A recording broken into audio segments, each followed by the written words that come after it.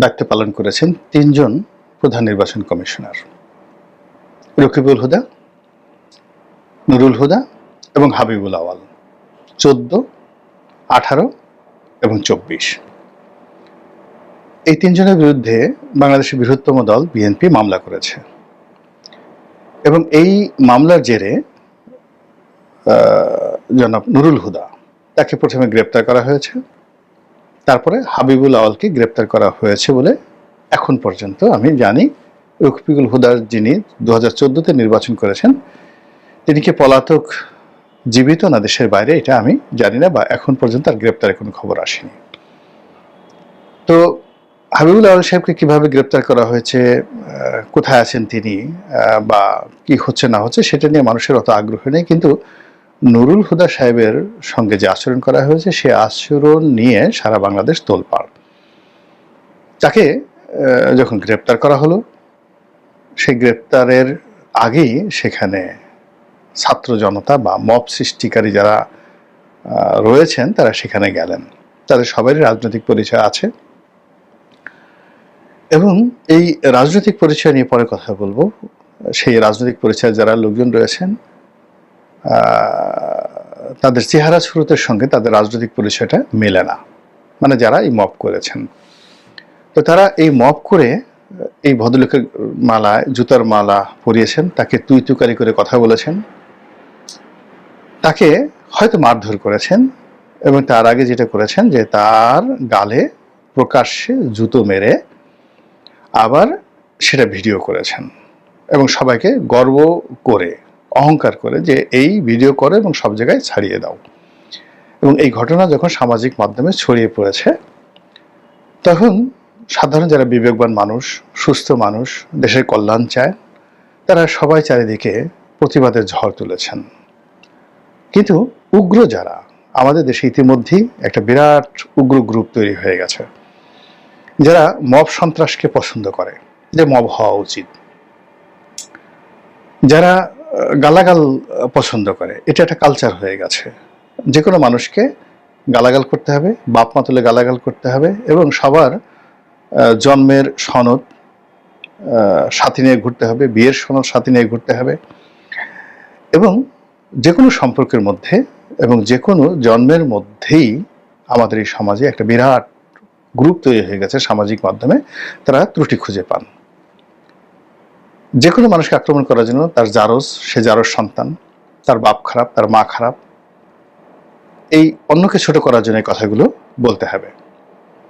এরপরে নারী পুরুষের সম্পর্ক করার ক্ষেত্রে যদি কোনো সুন্দরী নারী বা সুন্দর পুরুষ কাউকে টার্গেটের মধ্যে পাওয়া যায়, অমনি তার চরিত্র হননের জন্য তার সর্বনাশ করতে হবে। অতি সম্প্রতি এনসিপির একজন নেতার একটি ভিডিও ভাইরাল হয়েছে, অডিও ভাইরাল হয়েছে। তো সেখানে একটা রমণীর সঙ্গে তার কিছু কথোপকথন হয়েছে এবং সেই রমণী সাহস করে এসে বলেছেন, সেটা হলো সাবেক অ্যাটর্নি জেনারেল, সাবেক উপদেষ্টা হাসান আরিফ সাহেবের ছেলের স্ত্রী। তো তিনি বলেছেন যে কথাটা আমার সঙ্গে হয়েছে, কিন্তু তারপরেও সেই একই দলের অন্য একটি রমণী, ডক্টর তাসনুবা সম্ভবত তার নাম, তার ছবি দিয়ে যে সকল অশ্লীল অশ্রাব্য কথাবার্তা বলা হচ্ছে, এটা আমাদের বেসিক্যালি রুচির দুর্ভিক্ষ নয়, রুচিতে পছন্দ হয়েছে, যা মুখে আসে। মানে একটা ভদ্র মহিলা, পেশায় ডাক্তার, এনসিপি করেন, যিনি এই ঘটনার সাথে জড়িত না, তো প্রথমে অনুমান করে তাকে নিয়ে ট্রল করা হলো, আর এখন জানার পরেও তাকে নিয়ে ট্রল করা হচ্ছে পুরো সামাজিক মাধ্যমে। এরপরে অন্যান্য যারা আছেন সব দলই, সেখানে রুমিন ফারহানা থেকে শুরু করে শামা ওবায়েদ, মানে যাদের কে আল্লাহ রাব্বুল আলামিন যোগ্যতা দিয়েছেন, তার সঙ্গে সঙ্গে সৌন্দর্য দিয়েছেন, তাদের চরিত্র হননের জন্য এমন কোনো অশ্লীল এবং অশ্রাব্য কথা নেই এই সামাজিক মাধ্যমে ছড়ানো হচ্ছে না। একইভাবে পিনাকি, এখন পিনাকির বক্তব্য দ্বারা অনেক আহত হচ্ছে। পিনাকি একটা স্টাইল করে তিনি নিজে কিছু অশ্লীল শব্দ, অশ্রাব্য কথাবার্তা বলেন, সেটা তার ব্যক্তিগত বিষয়, কিন্তু তার জন্ম নিয়ে ত্রুটি, সে জারজ, তার মা পাকিস্তানের লোকদের সাথে শুয়েছে, এই সমস্ত কথা বলে বুড়া বুড়া মানুষ, আল্লাহ মানে এদের হেদায়েত দান করুক।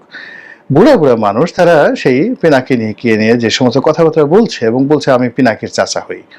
পিনাকি আবার সেই কথাগুলো সে অ্যাডমিট করেছে যে মানে ঠাট্টা করে, স্যাটায়ার করে, যে এ যদি আমার চাচা হয় তাহলে তো মানে আমার মানে নানা রকম কথাবার্তা। কিন্তু মূল ব্যাপার হলো যে এইগুলো আসলে মানে লেভেল আছে, একটা বদমাইশের একটা লেভেল আছে। পিনাকিকে নিয়ে আপনার যাকে বলা হয় অমত থাকতে পারে, দ্বিমত থাকতে পারে, ক্রোধ থাকতে পারে, কিন্তু তার শব্দচয়ন নিয়ে থাকতে পারে, কিন্তু তার যুক্তি, তার উপস্থাপনা, তার প্রাসঙ্গিকতা নিয়ে তো আপনি বিতর্ক করতে পারবেন না।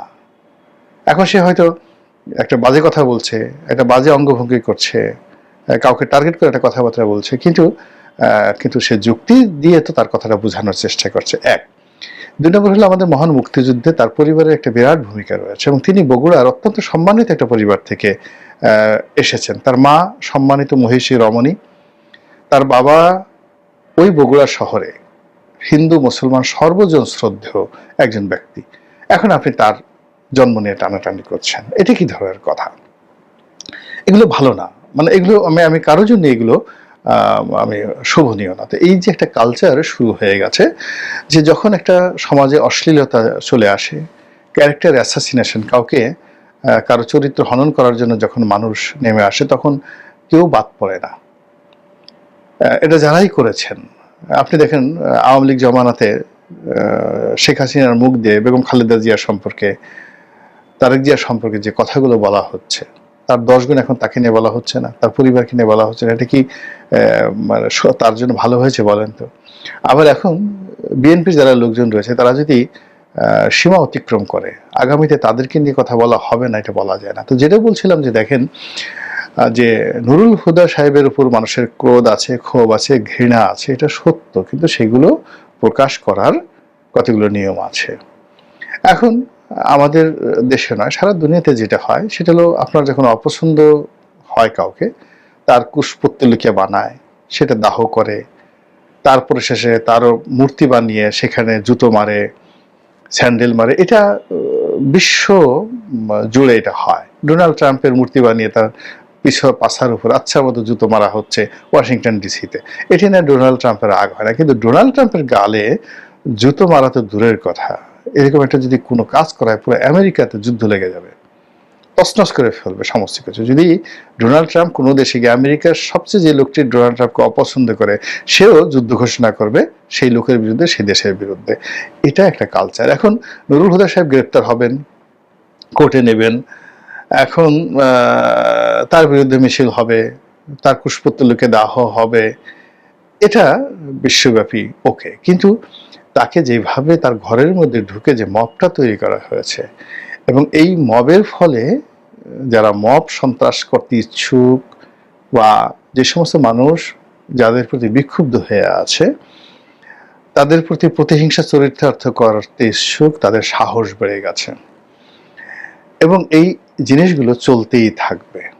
তার ধারাবাহিকতা আপনি দেখেন, ইন্টারনেট খুলে দেখেন, লিঙ্কডইন খুলে দেখেন, ফেসবুক দেখেন, ইউটিউব দেখেন, প্রায় 1 ডজন বিচারপতিকে টার্গেট করা হয়েছে যারা আওয়ামী লীগ জমানাতে ছিল। সেখানে সাবেক প্রধান বিচারপতি থেকে শুরু করে অ্যাপিলেট ডিভিশনের বিচারপতি এবং আরো অনেক বিচারপতি, প্রায় 1 ডজন বিচারপতি। অনেকে চাকরিতে আছেন কিনা জানি না, অনেকে পলাতক, অনেকে দায়িত্ব থেকে তাদেরকে বাদ দেওয়া হয়েছে, কিন্তু তারা সর্বোচ্চ আদালতের বিচারক।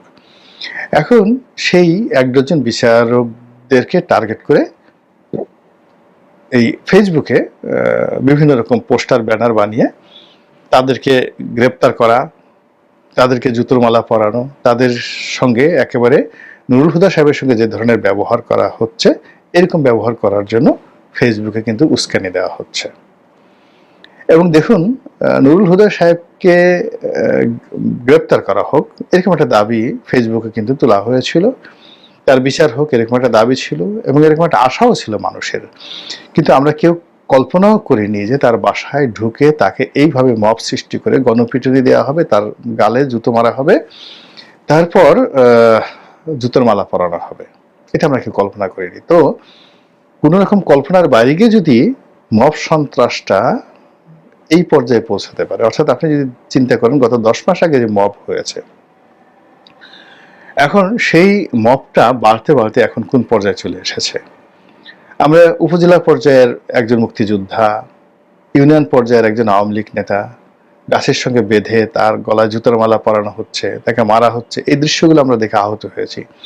কিন্তু সাংবিধানিক পদে সিইসির মতো একটা পদ, প্রধান বিচারপতির মতো একটা পদ, সেনাপ্রধানের মতো একটা পদ, আইজির মতো একটা পদ, এখানে এরকম একটা ঘটনা ঘটবে এটা তো আমরা কখনো কল্পনা করিনি, কিন্তু সেই ঘটনা কিন্তু ঘটে গেছে। ইট মিনস মবের যে সংস্কৃতিটা, এটা সেনাপ্রধান যেটা বলেছেন, ডক্টর ইউনূস বলেছেন, ঘোড়ার ডিম, কিছুই হয়নি, বরং উল্টো হয়ে গেছে, সম্পূর্ণ উল্টো হয়ে গেছে। আর এটা এখন যেভাবে ফেসবুকে অন্যান্য টার্গেটেড লোকদেরকে মারার জন্য, তাদেরকে এভাবে জুতো পেটা করার জন্য, তাদের বিরুদ্ধে মব তৈরি করার জন্য যেভাবে প্রচারণা চালানো হচ্ছে, এবং যেভাবে মবকারী, আপনি চিন্তা করেন যে যারা মব করছে বা যারা অন্যায় করে তারা সংগঠিত, যারা অপরাধ করে তারা সবসময় সংগঠিত। ফলে এই প্রচার এবং প্রোপাগান্ডা দ্বারা যে জনমত তৈরি হচ্ছে এবং যে সন্ত্রাস তৈরি হচ্ছে, যে ঘৃণা তৈরি হচ্ছে, যে বিদ্বেষ তৈরি হচ্ছে, এবং এটা যদি বাস্তবায়িত হয় বিচারপতিদের ক্ষেত্রে,